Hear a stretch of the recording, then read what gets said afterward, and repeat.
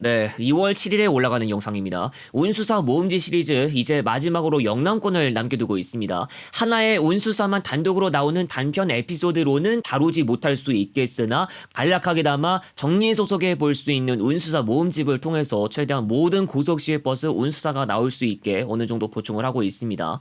그리고 제가 한 주간의 소식들을 포함해서 라이브 스트리밍도 하고 있는데 이와 관련해서 점검 차원으로 게시물 코너에 하나 올리는 게 있습니다. 잠깐 방문하셔서 답변 한번 남겨주시면 피드백 하는 데에도 조금 도움이 되지 않을까 생각이 듭니다.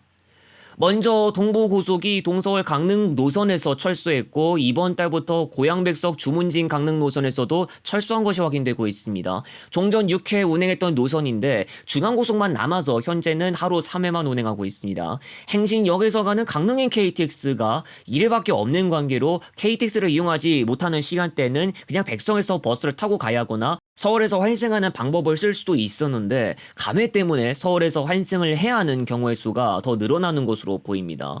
동부고속은 이렇게 경기도 지역 중 고양시에서 철수하면서 서울에서 가는 노선을 제외하면 수도권에서 남은 곳은 인천광역시나 수원시, 신갈을 비롯한 용인시 정도밖에 없고 천안시도 아직 남았습니다. 중앙고속의 고양 출발 노선 역시 해를 거듭하면서 조금씩 줄어왔는데 충주행 철수했고 진주행과 광주행도 현재 담당하지 않아서 현재는 전주행이나 강릉행을 제외하면 없죠. 강원 지역으로 가는 것조차도 힘을 잃어가고 있는 것으로 보이는데 앞으로를 지켜봐야 할 것으로 보입니다. 전북고속과 전북여객이 오는 3월부터 일부 노선의 운행을 줄이겠다고 전북도에 휴업 계획서를 제출했습니다. 계획서에 따르면 전주나 대전, 광주 등에서 무주, 진안, 장수 등을 오가는 15개 버스 노선 46회 중 27회를 중단합니다. 운수사는 여객자동차 운수사업 보조금 지원 조례 등에 따라 전북도가 적자 노선에 지원금을 지급해야 하는데 운수사들은 지원금이 제때 지급되지 않아 경영난에 시달리는 입장입니다.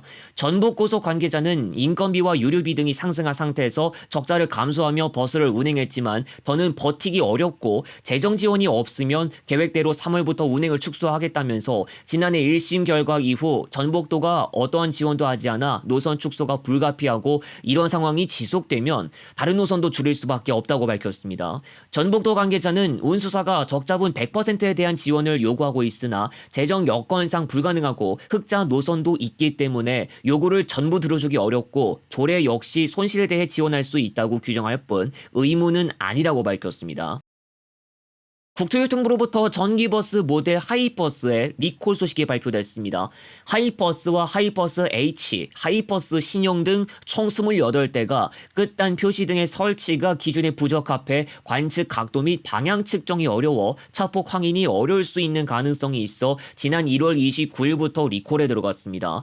2017년 7월 26일에서 2018년 6월 19일에 제작한 하이버스와 2018년 12월 20일에서 2020년 3월 10일까지 제작한 하이버스 H, 2018년 12월 5일부터 2022년 1월 3일까지 제작한 하이버스 신형 등이 리콜 대상에 포함되어 있습니다. 지난 2일 한국도심공항이 6100-1번을 운행 개시했습니다. 6100-1번은 의릉 입구를 기점으로 삼고 석계역, 노원역, 수락터미널 등을 경유한 다음 인천국제공항까지 운행합니다. 6100번의 지선격으로 취급되어서 하루 9번만 운행하고 의릉 입구 기준으로 첫차 4시 20분, 막차 18시 45분입니다. 국토교통부 홍지선 제2차관이 지난 5일 다원시스 정읍공장을 방문했습니다.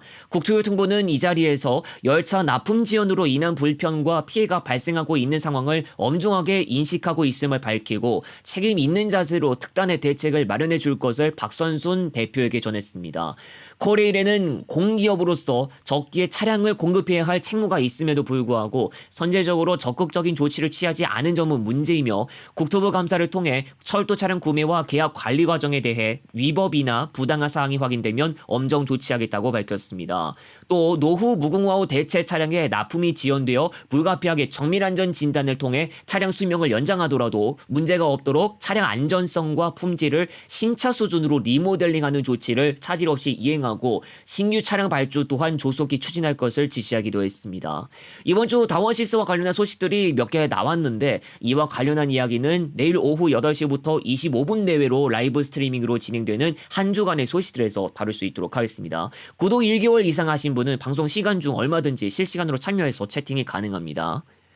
인천공항, 김포공항 원주편은 오는 주 중 업로드됩니다. 이번 연도에도 공항 노선 구간 에피소드가 하나씩 추가되지만 인천공항, 김포공항 원주 다음으로 다른 공항 노선은 어떻게 할지에 대해선 구상된 바가 아직은 없습니다. 다음 영상 그리고 일요일 라이브 스트리밍에서 다시 오겠습니다.